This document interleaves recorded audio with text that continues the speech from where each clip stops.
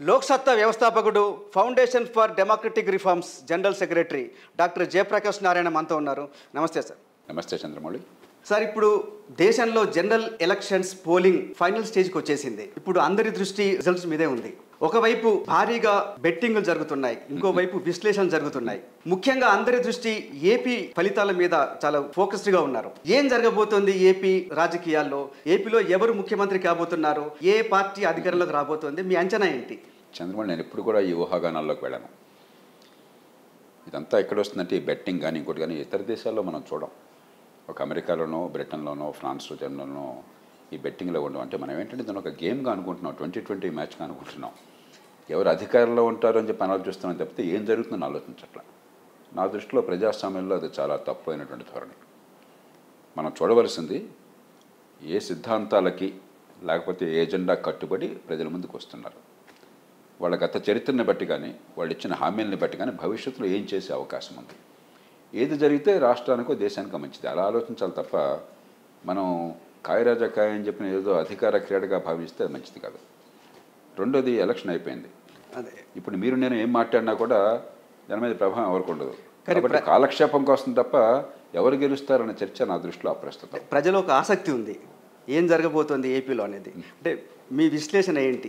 ఏ issues అందుకని impact చూపించబోతుంది? ఆ ఇష్యూస్కి వెళ్దాం మనం. ఎందుకంటే ప్రధానంగా ఆంధ్రప్రదేశ్లో ఎన్నిక జరిగింది సంక్షేమం, అభివృద్ధి రెండింటికి మధ్య పోరాటం.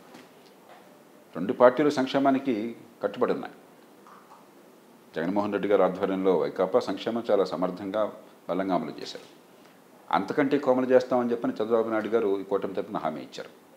కానీ తేడా ఏంటంటే గత 5 ఏళ్లలో పరిపాలన చూస్తే పెద్ద పెట్టుబడులు లేకపోతే ఆర్థిక వ్యవస్థని పెంచడం, మరుగు సదుపాయాలు కల్పించడం, ఆర్థిక క్రమశిక్షణ పాటించడం, సంక్షేమాన్ని అభివృద్ధిని సమతూకం చేయడం ఇది పూర్తిగా నిర్లక్ష్యం చేశారు. నిర్లక్ష్యం చేయటం దాంతో ఆకుండా పెట్టుబడి పెట్టేవాడు చాలా పాపిగా చూసే పరిస్థితి కలిగింది. ఆ నేపథ్యంలో ఎన్నికలు జరిగినాయి. కాబట్టి ఇది ఒక రకంగా నేను చాలా కాలం నుంచి చెప్తూ వచ్చాను, 3-4 ఏళ్ల నుంచి. ఇది ఒక నిర్ణయాత్మకమైన ఎన్నిక. ఎవరు గెలుస్తారని కాదు ముఖ్యం, ఏం జరుగుతుందని చెప్పన్నది. ఈవేళ జరగాల్సింది ఏంటంటే మొట్టమొదటి ఆర్థిక క్రమశిక్షణ పాటించాలి. సంక్షేమాన్ని కొనసాగిస్తూనే రాష్ట్రాలు అప్పుల ఊబిలో కూరుకుపోయి అప్పు చేసి పప్పు కొడుతున్నట్లయితే భవిష్యత్తు అంధకారం అవుతుంది. ఈ మాట నేను చాలా లోతుగా ఆలోచించి చెప్తున్నాను. ఏ పార్టీ అయినా సరే, ఏ రాష్ట్రమైనా సరే అప్పు చేసి పప్పు కొడిచేయడం మొదలెడితే అంధకారం అవుతుంది. మీకు వచ్చే పన్నుల డబ్బులు, జాతీయ స్థాయి నుంచి మీకు వచ్చేటువంటి ఫైనాన్స్ కమిషన్ ద్వారా వచ్చేటువంటి వనరులు, అది మీ ఆదాయం.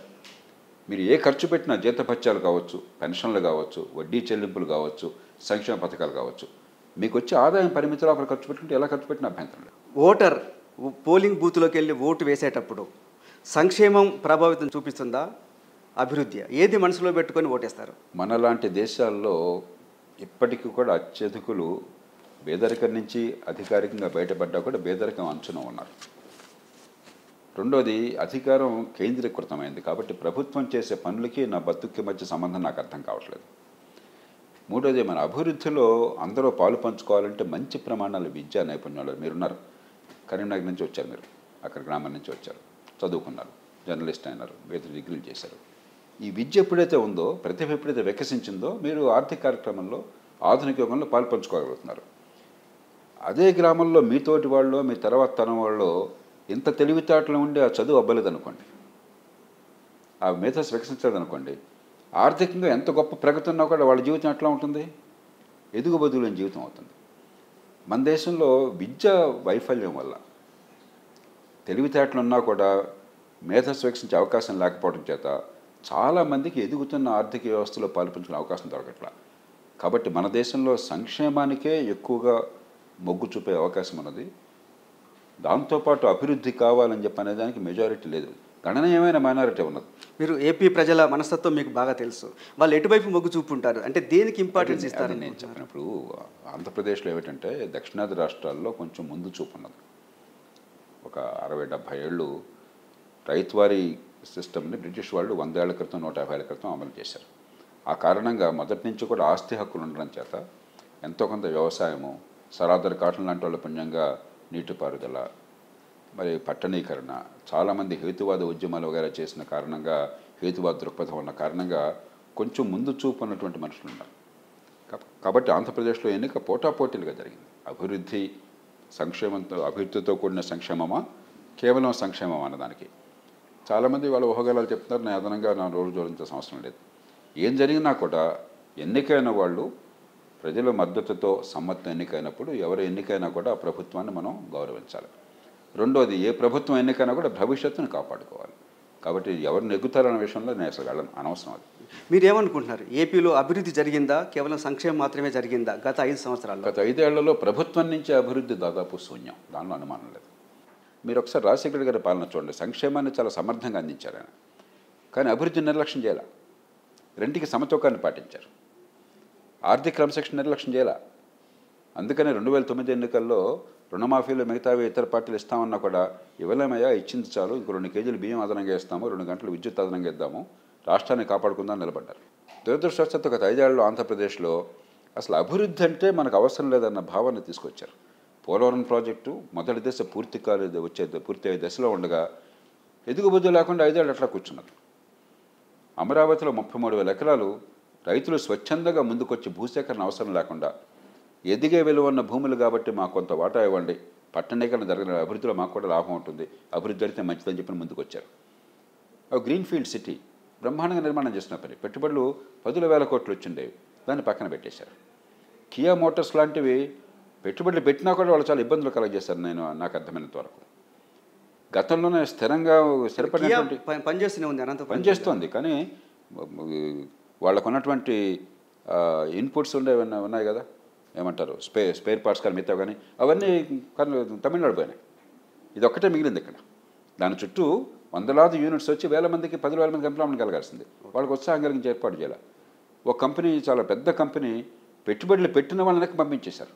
కనీసం అపాయింట్మెంట్ కూడా దొరక్క. అంటే అభివృద్ధి అక్కర్లేదు, పెట్టుబడులు అక్కర్లేదు, మౌలిక సదుపాయాలు అక్కర్లేదు, మేము బటన్ నొక్కి అందరికీ సంక్షేమం సమర్థంగా అందజేస్తాం, అదే పరిపాలన అన్న వాతావరణం తీసుకొచ్చారు.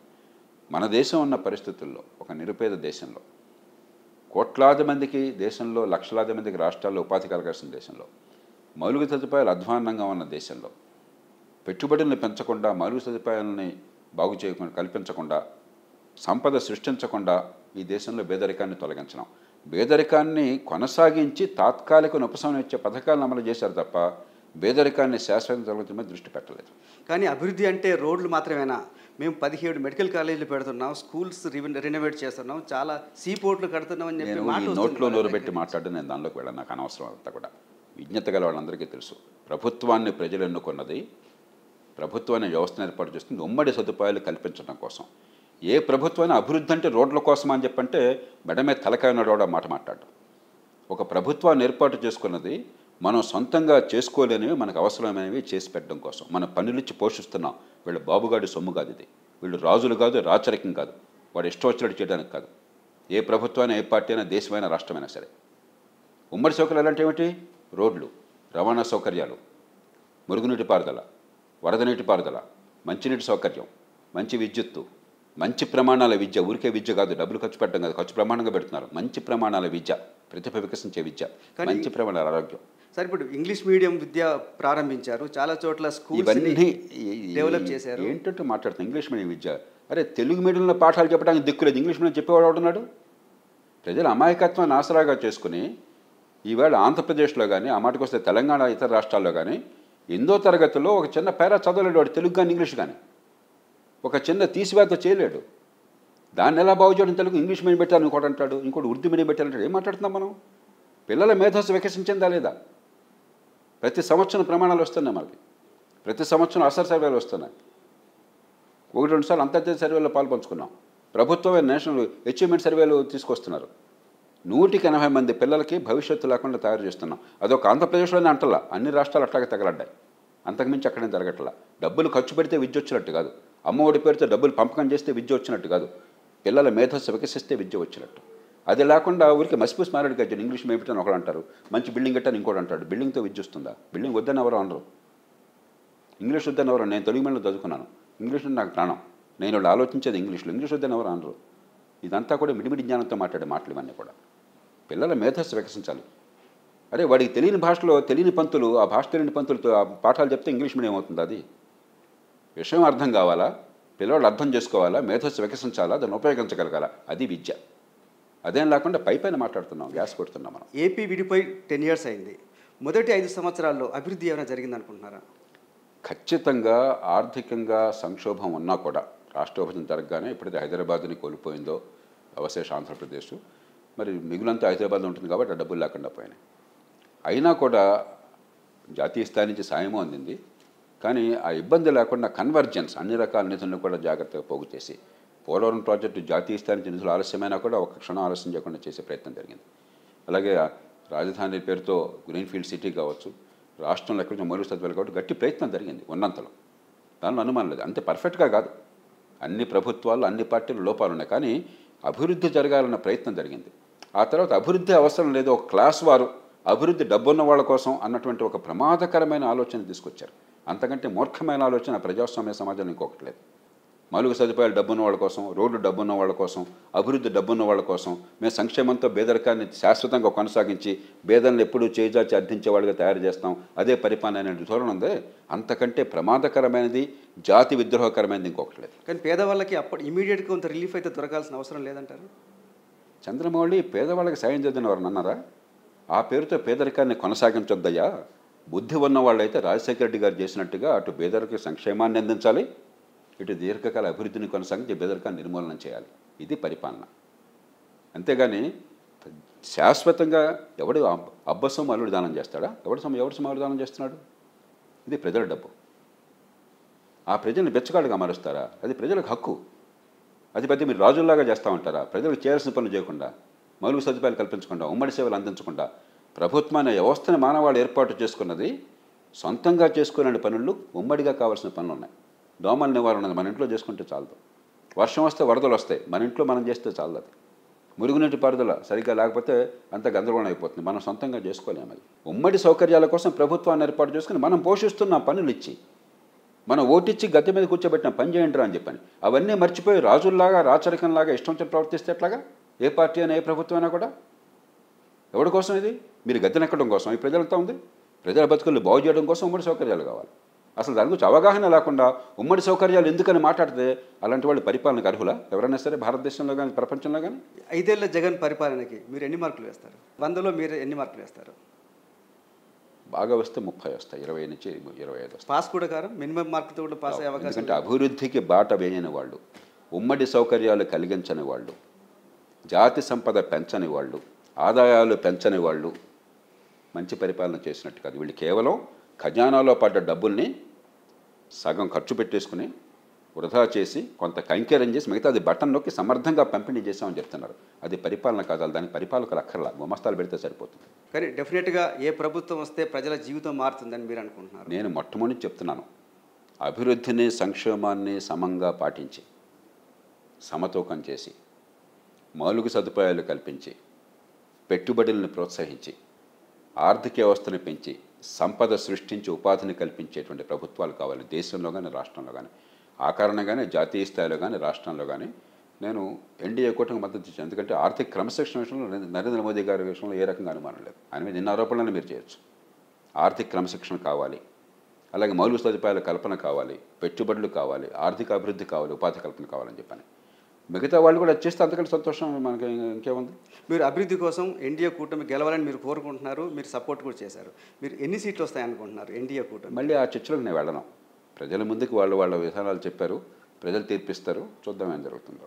టీడీపీతో బీజేపీ పొత్తు వల్ల టీడీపీకి మేలు జరుగుతుంది అనుకుంటున్నారా, నష్టం జరుగుతుందా? నాకంటే టీడీపీలో వాళ్ళు చాలా తెలివి వాళ్ళు, అనుభవం ఉన్నవాళ్ళు, లాభ నష్టాలు బేరీ చేసుకుని వాళ్ళు మద్దతు కూడా. కానీ వాళ్ళు తప్పులు చేసిన సందర్భాలు చాలా ఉన్నాయి. మనకు అనవసరం. ఇప్పుడు నాకు ఈ రాజకీయ క్రీడంటే ఆసక్తి లేదు చంద్రమౌళి. వీడు గెలుస్తాడా, ఆడు గెలుస్తాడా, ఎవడు గెలిస్తే ఏమైంది, గద్దె మీద ఎవడు కూర్చుంటే నాకేమైంది. నేను చూసేది ఇప్పుడు కూడా నాలాంటి వాళ్ళం ఈ జాతికి ఏమవుతుంది, మన పిల్లల భవిష్యత్తుకి ఏమవుతుంది. మనం దీన్ని ఒక ఆఖరాలాగా, ఒక గేమ్ లాగా భావిస్తున్నాం. గెలుపోవటం, నాకు గెలుపోవటం అనే భాష నాకు ఇష్టం ఉండదు. ప్రజలు ప్రతినిధులను ఎన్నుకున్నారు, పన్నులిచ్చి పోషిస్తున్నారు. దానివల్ల ప్రజల జీవితాల్లో ఎలాంటి మార్పులు వచ్చే ఏర్పాటు జరుగుతుంది. కాబట్టి నాలాంటి వాళ్ళని కోరేది ఏంటంటే, ఏ పార్టీ ఉన్నా కూడా, అన్ని పార్టీలు కూడా సిద్ధాంతాల్లో కొన్ని విధానాల్లో మార్పులు ఉన్నా కూడా అందరూ ఈ దేశ అభివృద్ధికి, ఆర్థిక క్రమశిక్షణకి, సంపద సృష్టికి, అత్యున్నత ప్రమాణాల విద్యకి, అంటే కేవలం డబ్బు ఖర్చు పెట్టడానికి కాదు, మంచి ప్రమాణ ఆరోగ్యానికి అంకితం కావాలి, చట్టబద్ధ పాలనకి. అది లేనప్పుడు ఏ ప్రభుత్వం వస్తే మనకేం కావాలి, ఏ రాయితీం పడగొట్టుకోవడానికి? ఏపీలో ఈసారి కాంగ్రెస్ పార్టీ ప్రభావం ఏమైనా కనిపిస్తుందా? ఏపీలోనే కాదు, దేశంలో ఎక్కడైనా కూడా మూడవ పార్టీగా ఉంటే చాలా కష్టం. మన ఎన్నికల వ్యవస్థ ప్రధానంగా 2 పార్టీలకే లాభాన్ని చేకూరుస్తుంది. ఉదాహరణకి కొంతకాలం పాటు బీజేపీ తెలంగాణలో అసెంబ్లీ ఎన్నికలకు ముందు ఒక సంవత్సరం ముందు ఇది ఉప ఎన్నికల్లో బీజేపీ కొంచెం బాగా ప్రభావం కనిపించింది. కాబట్టి అయితే అప్పుడు అధికారంలో ఉన్నటువంటి బీఆర్ఎస్ అయితే బీజేపీ అనుకున్నారు. ఏ కారణంగానే బీజేపీ తగ్గింది. అసెంబ్లీ ఎన్నికల్లో ఏమైంది, అది కేవలం పోటీ కాంగ్రెస్ పార్టీకి బీఆర్ఎస్కి అయింది. ఇప్పుడు చాలామంది మనసుల్లో బీఆర్ఎస్ తగ్గిందని కనిపిస్తున్నది. అది నిజమైనట్టయితే పోటీ ప్రధానంగా బీజేపీకి కాంగ్రెస్ పార్టీకి మధ్య ఉంటుంది. కాబట్టి 2 ప్రధాన పార్టీలకే మన వ్యవస్థలో ఎక్కువగా రాజకీయంగా ఫలితం ఉంటుంది. ప్రజలు ఒకవేళ ఇంకో పార్టీ అంటే మనసు ఉన్నా కూడా, ఆ పార్టీ విధానం నచ్చినా కూడా, మూడవ పార్టీకి ఓటు వేయడం చాలా అరుదు. 2 పార్టీలు ఎంచుకుంటారు. కాంగ్రెస్ పార్టీ ఎప్పుడైతే మూడవ పార్టీగా ప్రజల మనసుల్లో ఉందో దాని నుంచి పుంజుకోవడం చాలా కష్టం ఈ ఎన్నికల వ్యవస్థలో. అందుకే చాలా కాలం నుంచి నేను చెప్తున్నాను, మనం దామాషా పద్ధతి ఎన్నికల వ్యవస్థ పెట్టుకుంటే ఈ ఎన్నికల్లో డబ్బులు ఖర్చు పోతుంది. నా అంచనా ప్రకారం కనీసం 10,000 కోట్లు ఖర్చు పెట్టారు ఆంధ్రప్రదేశ్లో. కొందరు చెప్తున్నారు 20,000 కోట్ల దాకా పెట్టారని, మీరు తక్కువ చెప్తున్నారని చెప్పి అంటున్నారు. అది నిజమైన సమస్య. ఎవరు నెగ్గితే ఏం లాభం? 20,000 కోట్లు ఖర్చు పెట్టిన తర్వాత మీరు రాష్ట్ర ప్రగతి కోసం పాటుపడతారా, దేశాన్ని దోచుకోవడం మీద దృష్టి పెడతారా? కాబట్టి మౌలికమైన సమస్య మీద దృష్టి పెట్టుకుని ఎవడు గెలుస్తారో ఎవరు ఓడతారు మీద మన చర్చ అంతా వెళ్తుంది. అదే ఈ దేశానికి పట్టిన నష్టం. కానీ ఈసారి దేశంలో ఎక్కడా లేనంత ఏపీలో ఎన్నికల హింస జరిగింది. ఎందుకు ఇలా జరిగింది అంటున్నారు? ఎప్పుడైతే అధికారమే జీవనమరణ సమస్యగా మారిపోయిందో అదే పరమావధిగా ఎన్నికలు జరుగుతుంది. మన చర్చ కూడా ఏంటి, మీ ప్రశ్నలు కూడా ఎందుకని మామూలు చర్చ సరళలో ఎవడు గెలుస్తాడని దాని మీద మీరు ప్రయత్నం చేస్తున్నారు. అదే ఇవాళ దేశంలో జరిగే చర్చ, ఎవడు గెలుస్తాడని తప్ప ఏం జరుగుతుందని కాదు. అలా ఉన్నప్పుడు నా పెత్తనం, ఒక ఎమ్మెల్యేగా నేను ఎన్నిక కావాలా, లేకపోతే మంత్రిగా నేను కావాలా, ముఖ్యమంత్రిగా నేను కావాలా, నా పెత్తనం, నా అహంకారం, నా అవసరం తప్ప జాతి అవసరం, ఉమ్మడి అవసరాలు, దేశ భవిష్యత్తు కాదు అక్కడ కీలకంగా ఉన్నది. ఒక ఫ్యూడల్ వ్యవస్థగా ఎన్నికలు జరుగుతున్నాయి. పూర్వకాలం శత్రు రాజ్యాలు ఒకళ్ళొకడు తనుకునేవాళ్ళు, చంపుకునేవాడు, ఒకరి మీద ఒకటి దండయాత్రలు చేసేవాడు. ఇప్పటికి కూడా మన మనసుల్లో ఓటు అనేది ప్రజాస్వామ్యబద్ధంగా రాజ్యాంగబద్ధంగా ఉంది, కానీ మన మనసులో ఎప్పుడు కూడా శత్రు రాజ్యాల మధ్య పోరాటంలాగా భావిస్తున్నాం. ఒక ఫ్యూడల్ వ్యవస్థ నడుస్తున్నది, దాని నుంచి బయటపడాలి. కానీ ఇంత తపన ఉన్న మీరు ఎందుకు ఏపీ రాజకీయాల్లో పోటీలోకి దిగలేకపోయారు? ఈ దేశంలో రాజకీయంలోకి అందరినీ ఆకర్షించి తీసుకొచ్చిందే నేను. మధ్యతరగతిని, యువతని, పట్టణీకుల్ని ఓటింగ్ వేయించడంలో గట్టిగా పెంచే ప్రయత్నం చేసిందే నేను. చేతనైన మేరకు చాలా సంస్కరణలు నడుం కట్టిందే నేను. ఒక రాజకీయ పార్టీ పెట్టిందే నేను. పెట్టి ఏ రకంగా రాజకీయ పార్టీ నడిపించి చూపెట్టింది నేను. కానీ అనుభవం నేర్పిన పాఠం అంటే ఇవాడున్న పరిస్థితుల్లో డబ్బుల పంపిణీ నేను చెయ్యను అన్నట్టయితే, తాయిలాల పంపిణీ కాదు ప్రజాస్వామ్యంలో పరిపాలన అంటే దీర్ఘకాల దృక్పథం అన్నట్టయితే, కులం మతం రాజకీయాలు చేయను అని చెప్పంటే తగిన ఓటు లేదు. ఇంకా కనీసం 10% ఓటు ఉన్నట్టయితే, 10% ఓటుతో మీకేమీ లాభం లేదు, ఓట్లు మీకు సీట్లు రావు. రాకపోయినా 10% ఓటు ఉందని అర్థమైతే, ఈ 10% మంది కోరుకుంటున్నారంటే ప్రధాన పార్టీలందరూ కూడా ఆ దారికి వస్తాయి. అందుకోసం రాజకీయ పార్టీ పెట్టాను నేను. ఒక హైదరాబాద్ నగరంలో 8-10% ఓటు కనిపించింది, మిగతా చోట్ల లేదు. అది లేనప్పుడు మనం చేసే ప్రయత్నం కంటే వచ్చే ఫలితం సమాజానికి చాలా తక్కువ. దాని సమయం వచ్చేదాకా వచ్చే తరం చూసుకుంటే. మీలాంటి ప్రయత్నమే ఢిల్లీలో కేజ్రీవాల్ చేసి సక్సెస్ అయ్యారు. సక్సెస్ అంటే ఏమిటి? ఎన్నికల వ్యవస్థను అధికారంలోకి వచ్చారు. నేను అధికారంలో రావడం సక్సెస్కి ఎప్పుడు భావించాలి. అదే లక్ష్యం అయితే మార్గం ఇంకో రకంగా ఉండేది. ఈ దేశంలో మార్పు రావడం లక్ష్యం సక్సెస్గా నేను భావిస్తున్నాను. అందుకనే దేశంలో అధికారంలో ఉన్న చాలామంది చేసిన దానికంటే ఎక్కువ మార్పులు నేను సాధించాను అధికారం లేకుండా. అది నిజమైన మార్పు నా దృష్టిలో, అది సక్సెస్. కానీ పార్షియల్ సక్సెస్, జరగాల్సిన మార్పులు చాలా ఉన్నాయి. కాబట్టి సక్సెస్ నిర్వచనం ఈ దేశంలో చాలామంది భావం మన పదవిలో ఉంటే సక్సెస్. నా దృష్టిలో పదవిలో ఎవరున్నా కూడా కావాల్సిన మార్పులు వస్తే సక్సెస్. ఫ్యూచర్లో మీరు మళ్ళీ రాజకీయాల్లో యాక్టివ్ అయ్యే అవకాశం ఉందా? ప్రత్యక్ష ఎన్నికల్లో నేను చెప్పాను, 10% ఓట్లు లేనప్పుడు ప్రత్యక్ష ఎన్నికల్లో పాల్పంచుకోవడంలో శక్తి వృధా అవుతుంది. నాలంటి అందులో గట్టిగా కొన్ని నియమాలకు కట్టుబడి నేను గీత దాటినని కూర్చున్న తర్వాత మంచికో చెడుకో ఒక్కొక్కటి తెక్క ఒక్కొక్కటి ఉంటుంది. నేను దాన్ని అతిక్రమించను. కొన్ని నిబంధనలు, కొన్ని మౌలిక సూత్రాలు నేను సమస్యలో భాగం కాదలుచుకోలేదు. కాబట్టి ప్రత్యక్ష రాజకీయంలో ఎన్నికల్లో పాల్పంచుకోవాలని ఆసక్తి లేదు. ముందే కారణం కూడా చెప్పాను, దానిలో రహస్యం లేదు. నా దగ్గర వేరే రహస్యాలు ఉండవు, గూడు పుట్టాలు ఉండవు, వేరే కుట్రలు ఉండవు. ఏ కారణంగా ఏం చేస్తున్నానో నిర్మోహటంగా చెప్తాను. మీరు చేసేది మంచి అయితే బాగుందని చెప్తాను, మంచి కాకపోతే ప్రత్యామ్నాయం చూపెడతాను. ఇది ఒక కొత్త కాదు, ఈవేళ ఒకరోజు కాదు, 30 ఏళ్ళ నుంచి ఈ దేశం చూస్తుంది, ఈ రాష్ట్రాలు చూస్తున్నాయి. ఇన్నేళ్ల తర్వాత కూడా నేను అర్థం కాకపోతే నేనేం చేయలేను. ఇంకా జై భారత్ పార్టీ పెట్టారు లక్ష్మీనారాయణ గారు. ఐపీఎస్ ఆఫీసర్గా పనిచేసి వచ్చారు. ఆయన పార్టీ ఇంపాక్ట్ ఎలా ఉంటుంది అనుకుంటున్నారు? ఇందాక చెప్పాను కదా, ఇప్పుడు మంచి ఉద్దేశంతో లక్ష్మీనారాయణ కావచ్చు, లేకపోతే సోదరుడు పవన్ కళ్యాణ్ కావచ్చు, ఇతరులు కావచ్చు, మంచి ప్రయత్నం చేస్తున్నారు. కానీ ఈ దేశంలో మన ఎన్నికల వ్యవస్థలో మూడో పార్టీకో, నాలుగో పార్టీకో, ఐదో పార్టీకో ప్రభావం భావజాలంలో కొంత ఉండొచ్చు, కానీ ఓట్ల రూపంలో కష్టం. చూద్దాం ఏమవుతుందో. మీరు సంక్షేమం అభివృద్ధి గురించి మాట్లాడినప్పుడు చెప్పారు చంద్రబాబు పీరియడ్లో కొంత డెవలప్మెంట్ మీద ఫోకస్ జరిగిందని. కానీ ఈ ఎన్నికల్లో వాళ్ళు కూడా సంక్షేమానికి పెద్దపీట వేసి చాలా హామీలు ఇచ్చారు కదా. ఎందుకంటే సంక్షేమం లేకుండా ప్రజాస్వామ్యంలో ఎన్నికలు నడవు.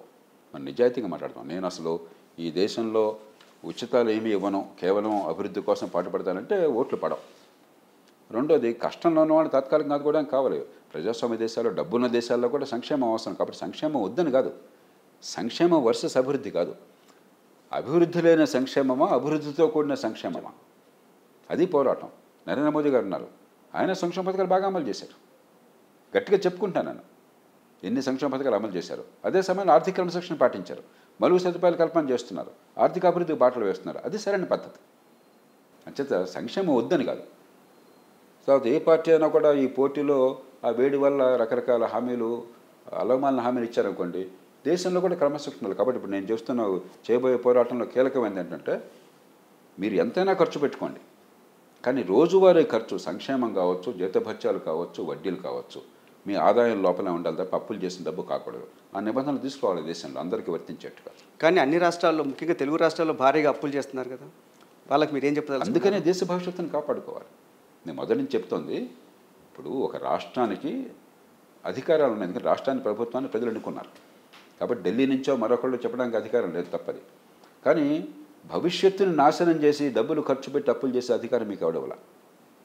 ఈ తరం వాళ్ళు ఇప్పటి అవసరాల కోసం మీకు ఓటు ఇచ్చారు, కానీ వచ్చే తరాన్ని నాశనం చేయమని హక్కు ఎవరికి వల్ల. కాబట్టి మన కుటుంబంలో ఎట్లాగైతే, మన కుటుంబంలో 10,000 వచ్చినా, ₹1,00,000 వచ్చినా మన ఆదాయం ఉన్న డబ్బులతో మన కుటుంబాన్ని కాపాడుకుని పిండి కొద్ది రొట్టెగా ఎలాగో తంటాలు పడి, చేతనైతే దానిలో 5-10% మళ్ళీ కొంచెం పొదుపు చేసి, అప్పు చేస్తే ఉన్న అప్పు చేసిన డబ్బులలో ఆస్తులు సంపాదిస్తాం పిల్లల భవిష్యత్తు బాగుండటం కోసం. విజ్ఞత గల ఏ తల్లిదండ్రులను చేసే పనిది మన ప్రతి కుటుంబంలో కూడా, ఏ కులమైనా ఏ మతమైనా. మన ప్రభుత్వం కూడా అట్లాగే చేయాలి. అంతేగాని తల్లిదండ్రులు ఎవరన్నా అప్పు చేసి పప్పు కూడా తిని లక్షల కోట్లు అప్పులు చేసేసి పిల్లలకి ఆస్తులు పెంచకుండా నెత్తి మీద పప్పులు చేసి చచ్చిపోయారనుకోండి, వాడిని ఏమనుకుంటాం మనం? మన ప్రభుత్వాలు అట్లా తయారండి. కాబట్టి మీరు ఏదన్నా చేసుకోండి, కానీ ఆదాయం లోపల చేసుకోండి. అప్పులు చేసి మాత్రం ఇష్టం వచ్చిన ఇచ్చిన ఖర్చు పెట్టే హక్కు మీకు లేదు. మోడీ ప్రభుత్వ పనితీరు ఎలా ఉంది గత 10 సంవత్సరాల్లో? 3 విషయాల్లో ఖచ్చితంగా ఫస్ట్ మార్కులు వస్తాయి. ఒకటి, ఆర్థిక క్రమశిక్షణ. చాలా ప్రతికూల పరిస్థితుల్లో, కోవిడ్ కావచ్చు, మరొకటి కావచ్చు, అయినా కూడా ఆర్థిక క్రమశిక్షణ విషయంలో ఏ రకంగా నిఖార్సుగా పద్ధతి చేస్తున్నారు. ఉదాహరణకి ఎన్నికలకు దిగుతూ, ఎన్నికలకు ముందు బడ్జెట్లో అదనంగా ₹1 కూడా ఉచితాలు ప్రకటించాలి. బహుశా ఈ దేశంలో ఇంకెవరికి ఆ సాహసం ఉండదు. వాడదేం పోయింది, ఖజానా ఖాళీ అయితే. కానీ దేశం మీద మమకారంతో, క్రమశిక్షణతో చేశారు. 2, మౌలిక సదుపాయాల కల్పన. ఖచ్చితంగా ఎప్పుడు చూడని రీతిలో పెట్టుబడి, ప్రభుత్వం నుంచి పెట్టుబడి రికార్డు స్థాయిలో ప్రతి ఏడాది 3 రెట్లు 4 రెట్లు పెరిగినాయి. జీడిపితో వాటాగా చూస్తే అబ్సల్యూట్గా అయితే 6 రెట్లు పెరిగినాయి. రికార్డు స్థాయిలో మౌలిక సదుపాయాల కల్పన, పెట్టుబడులు జరుగుతున్నాయి. 3, పెట్టుబడులకు ప్రోత్సాహము, ప్రైవేటు పెట్టుబడులకి ఆర్థిక అభివృద్ధి పోతాం. ఈ 3 విషయాల్లో ఖచ్చితంగా ఫస్ట్ మార్కులు. కొన్ని చిన్న లోపాలు ఉండొచ్చు, మిగతా విషయాలు చాలా చేయాలి. మంచి ప్రమాణాల విద్య కావాలి. అది లేకుండా ఈ దేశంలో పేదలకు ఉపాధి కల్పన జరగదు, అభివృద్ధిలో పాలు పంచుకోలేరు. మంచి ప్రమాణ ఆరోగ్యం అందరికీ అందాలి. చట్టబద్ధ పాలన కావాలి. ఇవాళ బడితున్నాడు బడి ఉన్న రాజ్యంగా ఉంది ఈ దేశంలో.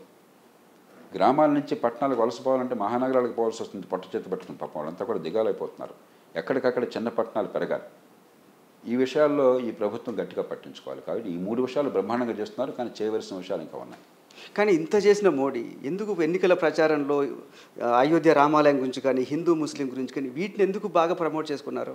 మోదీ అనే కాదు, ఒక ప్రజాస్వామ్య సమాజంలో మీరు చేసే పనులకి నా జీవితానికి మధ్య సంబంధం నాకు అర్థం కానప్పుడు, నేను వేసే ఓటుకి నా భవిష్యత్తుకి సంబంధం అర్థం కానప్పుడు ప్రజలు మూర్తికి లొంగిపోతారు. ఒకటి, డబ్బు. తెలుగు రాష్ట్రాల్లో మనం ఎవరికి చెప్పనక్కర్లేదు కదా, మనకు ఎవరు చెప్పక్కర్లేదు కదా డబ్బు ప్రభావం ఎంత ఉంటుందో ఓటుకి. డబ్బు ఇస్తే ఓటు గ్యారంటీగా వేస్తారు, డబ్బు వేయకపోతే ఓటు వేరు గ్యారంటీగా. రెండు తాత్కాలికమైన తాయిలాలు. చాలా చోట్ల ఓటర్లు వచ్చి మాకు డబ్బులు ఇవ్వమని చెప్పి ధర్నాలు చేసే రోజులు వచ్చినాయి. నేను ఓటర్లను తప్పట్లా, ఓటర్లకి సరైన ఓటు వేస్తే కలిగే లాభం ఏంటో అర్థం కలిగించడానికి వ్యవస్థ నిర్మాణం చేశాము, నమ్మకం కలిగించని రాజకీయాన్ని నడుపుతున్నాం మనం. కాబట్టి చచ్చినోడి బిడ్డకు వచ్చిందా కట్టమని డబ్బు ఆశిస్తున్నారు. ఓటర్లు తప్పు కాదు, ఇది పూర్తిగా ఇది రాజకీయ నాయకత్వం తప్పు, రాజకీయ వ్యవస్థ తప్పు. రెండోది తాత్కాలికమైన తాయిలాలు ఇప్పటిదాకా మాట్లాడుకున్నాం. మూడోది మన దేశంలో మరి ఇంత సంక్లిష్టమైన సమాజంలో కులం ఉంది, మతం ఉంది, ప్రాంతం ఉంది, వాటిని వాడుకుంటాం. మతం ఒక్కటే ఉంది, కులం వాట్ల. కులం వాడుకుంటే రాజకీయం ఏ పార్టీలో చేస్తుందా? తెలంగాణ రాజకీయం అంతా ప్రాంతీయ రాజకీయం కదా, చాలా కాలం పాటు జరిగింది. కాబట్టి కులం, మతం, ప్రాంతం ఇవన్నీ కూడా ప్రత్యేక కారణాలు ఉన్నాయి. ఈ పార్టీ ఆ పార్టీ కదా, అందరూ వాడుతున్నారు. ఆయన ఒకటి వాడితే ఇంకోటి వాడుతున్నాడు. కులం వాడితే ఓకేనా? ప్రాంతం వాడితే ఓకేనా? ఎక్కడొచ్చిందంటే పాలిటిక్స్ ఆఫ్ ఇండివిజువేషన్. ఈ ఓటు వల్ల నాకేం జరుగుతుంది, ఈ ప్రభుత్వం చర్యల వల్ల నా కుటుంబానికి ఏమవుతుందని అర్థం కాని వ్యవస్థ నిర్మాణం వల్ల వచ్చిన దుర్గతి ఇది. దాని నుంచి బయటపడి మరి అభివృద్ధికి ఒక మెజారిటీ రావాలని చెప్పంటే నాన్న తంటాలు పడాలి. ఆ రకంగా విశ్లేషించాలి. కానీ ఇదేదో దేవతలు రాక్షసుల మధ్య పోరాటం కాదు. అలాగే గట్టిగా మనం పోరాడదాము, వీటికి అతీతంగా ఉంటే లోక్సత్తాలాగా మనం ప్రయత్నం చేశాం. అలా చేస్తే ఏమవుతుందో మనం చూసాం. ప్రస్తుతానికి దాన్ని మార్చడం క్రమక్రమంగా కాలం పడుతుంది. తెలంగాణలో 6 నెలల రేవంత్ రెడ్డి పరిపాలన మీద మీ అభిప్రాయం ఏంటి? ఉన్నంతలో కాస్త రెండు ఏంటంటే, సరే రావటమే వాళ్ళు చెప్పిన విధానాలు, ఇచ్చిన హామీల వల్ల ఆర్థికంగా సంక్షోభాన్ని కొని తెచ్చిపెట్టుకున్నారు. దానిలో ఎందుకంటే 1,20,000 కోట్ల అంచనా ప్రకారం వాళ్ళు ఇచ్చిన హామీలన్నీ కూడా అమలు చేస్తే అదనపు ఖర్చు ఏడాది 1,20,000 కోట్లు అవుతుంది. బంగారంగా ఉన్న రాష్ట్రం గతంలోనే అభివృద్ధికి బాట వేసినా కూడా బీఆర్ఎస్ ఖర్చు కూడా మరీ దుబారా ఎక్కువ చేసి కొంచెం కష్టం అనవసరంగా గుర్తుంటున్నారు. దాన్ని మరింత 10 రెట్లు పెంచుకున్నారు. కానీ అది పక్కన పెట్టేస్తే అది ఇక మంచి చోట ఆయన చేతుల్లో లేదు. ఆయన పార్టీ ఒక కమాండ్ ఇచ్చింది, హైకమాండ్ నిర్ణయం చేసింది, ఏదో ఎజెండా పెట్టారు, ఈ తాయిలాలు పెంచుతూ ఉన్నారు, నెగ్గారు. కానీ కొంత బ్యాలెన్స్, ఎంతో కొంత బాధ్యత గల పాలన ఇచ్చామని ప్రయత్నం కనిపిస్తున్నది. ఏదో ఒంటెద్దు పోకుండా. కానీ చాలా ఉచితాలు ఇవన్నీ మీరైతే చెప్తున్నారు, అవన్నీ ఆయన కూడా అమలు చేస్తున్నారు. అది అయిపోయింది. ఇప్పుడు ఆయన చేతుల్లో లేదు. ఒకసారి మేనిఫెస్టోలో పెట్టిన తర్వాత నేను అందుకే చెప్పాను, ముందు దాంతోనే ప్రారంభించాను. 1,20,000 కోట్ల రూపాయలు అదనంగా అది రేవంత్ రెడ్డి గారు సొంతంగా చేసింది కదా. ఆయన పార్టీ కర్ణాటకలో పని చేసింది, మరి తెలంగాణలో పని చేసింది, మరి హిమాచల్ ప్రదేశ్లో పని చేసింది, జాతీయ స్థాయిలో అలాంటి ఎజెండా అనేది తీసుకొచ్చారు మొన్న. కాబట్టి ఆయన చేతుల్లో ఉన్నది కాదు, కాంగ్రెస్ పార్టీలో ఆయన చేతుల్లో ఉన్నది కాదు. అది తప్పే. నేను స్పష్టంగా చెప్తున్నా కదా, అభివృద్ధికి సంక్షేమానికి సమతూకాన్ని పాటించకపోతే సర్వనాశనమైన విషయం నేను నిర్ద్వంద్వంగా చెప్తున్నాను. నేను సమాజం మొత్తంలో రోజు చెప్తున్న మాటలేవి.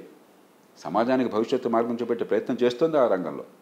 అది పక్కన పెడితే ఉన్నంతలో కొంచెం కొద్దిగా బ్యాలెన్స్ చూపెట్టే ప్రయత్నం జరుగుతుంది. రెండోది అభివృద్ధికి వ్యతిరేకమైన సంకేతం ఇవ్వట్లా. అభివృద్ధి చేయడానికి మేలో పెట్టుబడులకి డబ్బులు లేకపోవచ్చు, కానీ ప్రభుత్వం దగ్గర అభివృద్ధి మనకు జరగాలి, పెట్టుబడులు కావాలి, ప్రోత్సహిస్తామన్నటువంటి భాష వినిపిస్తుంది. ఆ మేరకు ఆ 2 విషయాల్లో అభినందించాలి. ఇక రాష్ట్ర ఆర్థిక సంక్షోభం విషయంలో కాస్త నిజాయితీగా నేను మొట్టమొదటి చెప్పాను, ఎన్నికగానే చెప్పాను. అయిందేది అయిపోయింది. ప్రజలు కొన్ని హామీలు ఇచ్చారు, కొన్ని సాధ్యమైనవి, కొన్ని కానివి. కాబట్టి ఆర్థిక పరిస్థితి ఉన్నంతలో కొన్ని నిజాయితీగా చేస్తాము, అదే సమయంలో అభివృద్ధి కూడా బాటలు వేస్తామని ప్రజల ముందుకు రండి అని చెప్పాను. మరి ఏ మేరకు చేస్తారో చూద్దాం. కేసీఆర్ గవర్నమెంట్ కూడా అభివృద్ధి సంక్షేమం చాలా బ్యాలెన్స్డ్గా నడిపించినట్టు కనిపించింది. అయినా కూడా ఎందుకు ఓడిపోయిందంటే, నేను ఆ మాట మొదట చెప్పాను. కేసీఆర్ ప్రభుత్వం వీరికంటే బెటర్ ఆ విషయంలో. సంక్షేమాన్ని గట్టిగా చేశారు, అభివృద్ధికి గట్టిగా బాటలు వేశారు. గతంలో చంద్రబాబు నాయుడు గారు ఏదైతే మొదలెట్టారో హైదరాబాద్ నగరం కానీ మిగతావి కానీ, రాజశేఖర రెడ్డి గారు ఏదైతే కొనసాగించారో, ఆ తర్వాత కాంగ్రెస్ ప్రభుత్వాలు కొనసాగించినాయో, దాన్ని బీఆర్ఎస్ మరింత పెంచింది. మీరు పార్టీలు ఏమైనా కావచ్చు, చేసిన మంచిని, చేసిన ప్రయత్నాన్ని మనం ఒప్పుకోవాలి. ఖచ్చితంగా చేశారు. అయితే దుబారా ఖర్చు ఖచ్చితంగా కనిపించింది. రెండోది, రాజకీయం నడిపే తీరులో ఒక రాచరిక స్వభావం ప్రజలకు కనిపించింది. చాలామంది అడిగేది చెప్తుందంటే, అహంకారం సార్, మాకు అందట్లేదు సార్, అసలు కలవట్లేదు సార్, అలా ఉన్న అవసరం లేదు. అలాగే 10 ఏళ్ళు రాజ్యం చేశాక శాసనసభ్యుల మీద కొంతమంది వ్యతిరేకత ఉంటుంది. వారిని మార్చే ధైర్యం లేకనో లేకపోతే కారణం ఏంటో తెలియదు. ఇవన్నీ పక్కన పెడితే మౌలికమైన కారణం ఉంది, దేశంలో అందరికీ వర్తిస్తుంది. మన దేశంలో అభివృద్ధి జరుగుతున్న చోట కూడా అభివృద్ధి కొన్ని వర్గాలకి, కొన్ని ప్రాంతాలకి పరిమితం అవుతున్నది. తెలంగాణ తీసుకుంటే మహానగరానికి పరిమితమైంది ఎక్కువగా. దేశంలో కూడా చాలా మేరకు ఎక్కడ మహానగరాలు ఉన్నాయో, ఎక్కడ మీకు మేధస్సు వికసించిందో, నైపుణ్యం ఉన్నదో, మంచి చదువు, నిజమైన చదువు ఉన్నదో, కాస్త కూస్తే పెట్టుబడిందో, వాళ్ళు బాగా పెరుగుతున్నారు. అది లేని వాళ్ళు పెరగట్లేదు. అందుకనే మీరు చూస్తే తెలంగాణ ఎన్నికల్లో హైదరాబాదు చుట్టుపక్కలంతా కాంగ్రెస్ వ్యతిరేకంగా ఓటు పడింది. ఒక్క సీటు కూడా కాంగ్రెస్ పార్టీకి పడలా. గ్రామీణ ప్రాంతాల్లో కాంగ్రెస్ అనుకూలంగా పడింది. కాబట్టి ఇది పార్టీలకు అత్యధికంగా విశ్లేషించాలి. ఇది నరేంద్ర మోదీ గారికి వర్తిస్తుంది, చంద్రబాబు నాయుడు గారికి వర్తిస్తుంది, ఎవరికైనా వర్తిస్తుంది. రేపొద్దున అభివృద్ధి ఫలాలు అందరికీ అందాలంటే చిన్న పట్టణాలు కావాలి. సామాన్యుల మేధస్సు వికసించి కనీసం మంచి పాఠశాల విద్య ఉండి పెరుగుతున్న అభివృద్ధిలో పాల్పంచుకునే అవకాశం వాళ్ళకి రావాలి. ఈ రెండు పట్టించుకోకపోతే రాజకీయంగా మీరు అభివృద్ధికి మెజారిటీ సాధించలేరు, ఈ దేశాన్ని ఒక ఘాటి నిలబెట్టలేరు. మీరు చిన్న పట్టణాలు కావాలంటున్నారు కదా, మరి అదే జగన్ 3 రాజధానులు ఉంటాయి, 3 ప్రాంతాలు అభివృద్ధి చెందుతాయి అనే కాన్సెప్ట్ని మీరు సపోర్ట్ చేస్తారా? రాజధాని చేశారా? పోనీ ఉన్నా వైజాగ్లో 5 ఏళ్లలో చేసింది కొత్తగా అని చెప్పండి నాకు. మీరు రాజకీయంగా కుట్రపూరితంగా ఇది తుగ్గలకు పని. ఈసారి అధికారంలోకి వస్తే ఏ ప్రభుత్వమైనా సరే ప్రభుత్వం అనేది శాశ్వతమైన వ్యవస్థ. ప్రభుత్వాధినేతలు మారచ్చు, పార్టీలు మారచ్చు, అంతేగాని తొగ్గలకు ఎందుకు గుర్తుంచుకున్నాం? మనం గొప్పవాడిని గుర్తుంచుకున్నామా? పిచ్చోడని గుర్తుంచుకున్నాం. అకస్మాత్తుగా పురిలో బుద్ధి పుట్టిని చెప్పని ఢిల్లీ నుంచి దౌలతాబాద్కి అక్కడ మార్చాలన్నాడు, మళ్ళీ ఏమన్నాడు అక్కడి నుంచి ఇంకోటి మార్చాలన్నాడు. ఇది ప్రభుత్వమా? తొగ్గలకు తీరదు. రేపొద్దు ఇంకో ప్రభుత్వం ఇంకోటి చేస్తాడు, 7 రాజధానులు అంటాడు. ఇది పరిపాలన? ఇది అరే మంచి విధానాలు రూపొందించి అందరికీ ఫలితాన్ని ప్రయత్నం చేయని చెప్పంటే వాడు చేసింది మొత్తం ఆపేస్తాన్ని పాతకాల పంచాయతీలాగా పనిచేస్తే ఎట్లాగా? అది పరిపాలన. అది దీనిలో వికేంద్రీకరణ లేదు, పాడు లేదు. మూడు ప్రాంతాలు విజ్ఞత జరుగుతాయని చెప్పి అనేది ఆయన వాదన. వాస్తవం ఏంటి కనిపిస్తుంది మనకి? నేను చెప్పాల్సింది చెప్పాను, ఇంకా అదనంగా అక్కడ నోరు పెట్టక్కర్లా. మాటలు ఎన్నైనా చెప్పచ్చు, వాస్తవం ప్రజలకు అర్థమవుతుంది. సార్, అమరావతి రైతుల పోరాటం దాని ప్రభావం ఏమైనా ఎన్నికల మీద ఉంటుందంటారా? నేను చెప్పలేను. బహుశా ఆ ప్రాంతంలో ఉండొచ్చు, కొంతమేరకు ఈ తొగ్గలకు పరిపాలన ఉందన్న భావం కలిగి ఉండొచ్చు. ఏది ఎంత మేరకు ఓటు ప్రభావితం చేస్తుందో చెప్పే శక్తి నాకు లేదు. షర్మిల వచ్చారు ఈసారి, ఫస్ట్ టైం కాంగ్రెస్ షర్మిలని దించారు రంగంలోకి. షర్మిలకి జగన్కి మధ్యలో చాలా వ్యక్తిగతమైన దూషణలు, వ్యక్తిగతమైన ప్రచారం జరిగింది. దాని ఇంపాక్ట్ ఎలా ఉండబోతుంది? నేను వ్యక్తిగత విషయాల్లోకి వెళ్ళను. ఇప్పుడు ఒక పోరాట పొట్టమ ఉన్న మహిళ, ఆమెను ఒక ప్రధాన పార్టీ తీసుకున్నారు, ఆమె ప్రయత్నం చేశారు. నేను ఇందాకే చెప్పాను, 2 పార్టీలు బాగా బలంగా పాతుకుపోయినటువంటి పరిస్థితులు మన ఎన్నికలు వస్తే 3వ పార్టీ చాలా కష్టమని. కష్టపడుతున్నారు. Wish them all the best. Okay, చంద్రబాబుని ఎన్నికలకు 6 నెలల ముందు అరెస్ట్ చేయడం అనేది జగన్కి నెగిటివ్గా మారే అవకాశం ఉందా? అది కూడా నేను చెప్పలేను. కానీ అది చంద్రబాబు నాయుడు అరెస్ట్ కావచ్చు, లేకపోతే అరవింద్ కేజ్రీవాల్ అరెస్ట్ కావచ్చు, లేకపోతే రాహుల్ గాంధీ డిస్క్వాలిఫికేషన్ కావచ్చు. ప్రజాస్వామ్య సమాజంలో ఇవి సరైన తీరు కాదు. నేరాలు చేస్తే ఖచ్చితంగా శిక్ష పడాలి. చంద్రబాబు నాయుడు గారి మీద పెట్టిన కేసుల్లో నేను ఆనాడే స్పష్టంగా చెప్పాను, అంతకంటే మూర్ఖమైన కేసు ఇంకొకటి ఉండదు. ఒక ప్రభుత్వాధినేతగా స్కిల్ ప్రమోషన్ కోసం అని చెప్పని ఒక సంస్థను పెట్టాలని కేబినెట్ నిర్ణయం చేసింది, డబ్బులు కేటాయించారు బడ్జెట్లో, అసెంబ్లీ కేటాయించింది. ఒక ప్రైవేట్ సంస్థని ఆ స్కిల్ ప్రమోషన్ చేయడం కోసం పబ్లిక్ ప్రైవేట్ పార్ట్నర్షిప్తో చేయాలని చెప్పని సంకల్పించుకున్నారు. ఈ ప్రభుత్వ ఖజానా నుంచి ప్రభుత్వ రంగ సంస్థకి డబ్బులు బదిలీ అయినాయి. దాన్ని ముఖ్యమంత్రి నేరం చేసింది ఏమిటి? అది ముఖ్యమంత్రి బాధ్యత రాజ్యాంగబద్ధంగా. అక్కడి నుంచి ప్రైవేట్ సంస్థకు బదిలీ చేసినప్పుడు పొరపాటు జరిగితే ఎక్కడ పొరపాటు జరిగిందో ఇప్పుడు కూడా తెలియదు నాకు. జరిగితే ఖచ్చితంగా పొరపాటు ఎక్కడ జరిగిందో వాళ్ళని శిక్ష వేయండి. ఉదాహరణకి మీకు గుర్తుందో వోక్స్ వాగన్కి రాజశేఖర్ గారు ముఖ్యమంత్రిగా ఉండగా 10-11 కోట్లు ఇక్కడి నుంచి ఖజానా నుంచి పంపించారు. ఖచ్చితంగా తప్పు జరిగింది, ఎవరో దోచుకున్నారు. ముఖ్యమంత్రి ఎలా బాధ్యత అవుతారు దానికి?